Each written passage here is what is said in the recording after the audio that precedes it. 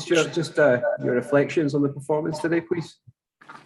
Yeah, a bit disappointed with the result. I think, especially in the first half, I felt we were in control of the game. For the first 20 minutes, we defended like our lives depended on it and shut them out, kept them out. Went down the other end of the field and scored 3 points. So that was huge for us. We started the game and very, very, very well defensively.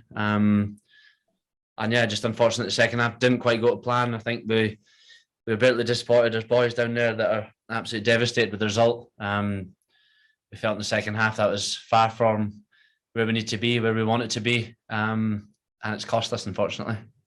How much of that second half comes down to the way the Springboks played, and how much maybe on errors or inaccuracies on your part?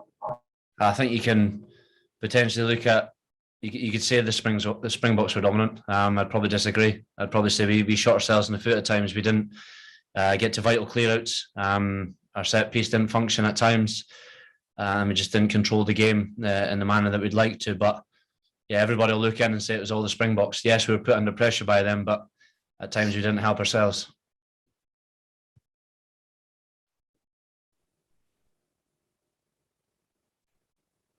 Any further questions for Stuart? Stuart, are you able to pinpoint exactly what went wrong in that second half specifically, Stuart? Because certainly at half time, it seemed as though the game was really set up for you. Yeah, as I say, we felt we were in control. We had a choice at half time to sit back and expect it to happen, or we can go out there and make it happen. And unfortunately, at times, we looked good. We played in the right areas. We were in control of the ball. We defended really well. But at times we missed these vital clearouts, and that was the thing that killed us. We allowed South Africa to get into their game. They wanted to slow it down. They wanted to kick to the corner and get their set piece going. And unfortunately, we gave them an avenue into the game at times, and that's not what we're about. But look, we played some good stuff at times. There's large parts of our game that we're really pleased with, and there's other parts that we're really frustrated with. But look, it's done now. We've got to try and move on. We've got an opportunity now to learn and to grow individually, collectively.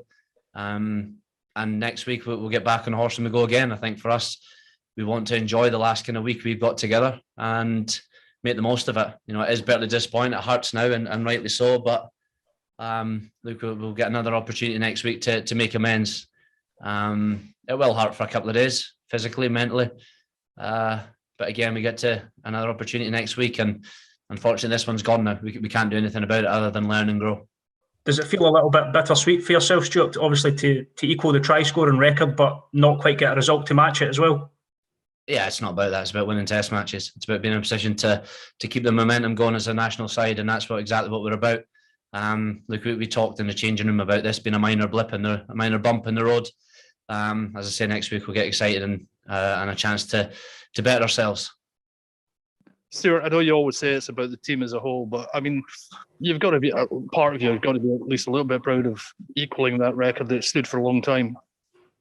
I think maybe in a couple of hours' time, when I'm calmed down a little bit, when I've settled in, I'll maybe think back on that. But again, my focus now is to make sure that we recover well. The boys are physically and mentally in a great place. Come Monday, as I say, we've got an opportunity to learn and grow and be better. Look, it's not going to be pretty viewing at times when we look at it back, but we'll get excited about the next challenge. Stuart, you talked about there that there were good things. What were the good things? The good things are we got ourselves into good positions. We wanted kind of method in the madness in the way that we were playing. We wanted to try and move South Africa around. A game plan that they don't want. A game plan that we do want is to keep high tempo in the game, to keep this team moving around and show off our individual talents that we've got. And at times we just didn't quite reload quick enough to be accurate, and that kind of killed us a little bit. But look, there's a lot of good things done in that game. We played in the right areas.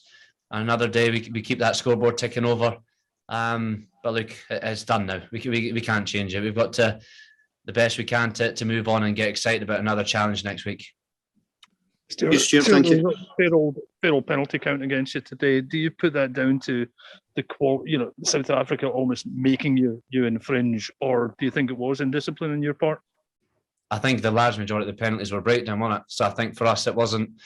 Again, we talk about reloads and being able to carry the ball to score every single time. We didn't quite get that. We didn't quite get our clear outs on time. We were punished at the breakdown, but fair play to the Jacklers. We knew fine well going into the game there's going to be jackal threats all across the field.